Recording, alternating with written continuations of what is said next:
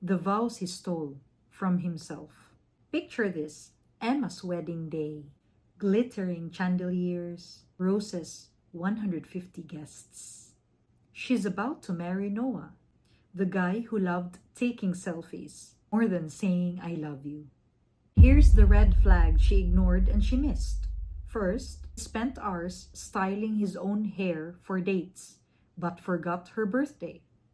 Second is, he turned every conversation to a TED talk about his own life, his own job, his gym gains, and how he is a genius.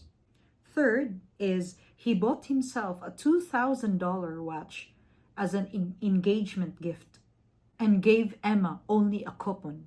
So during the vows, Noah whips out his phone, live streams the ceremony, and says, I'm so grateful to marry the most stunning person, and it's me.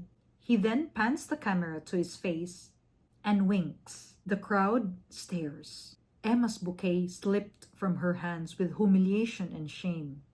Emma then whispers, Noah, this is our wedding. Then he snaps, relax, babe. My followers need this content. Then Emma's sister shouts, check his Instagram. The guests gasp. Noah's bio says, single, living my best life. After hearing this, Emma yanks off her veil, snatches Noah's phone, and posts, newly single. P.S. Don't date this guy.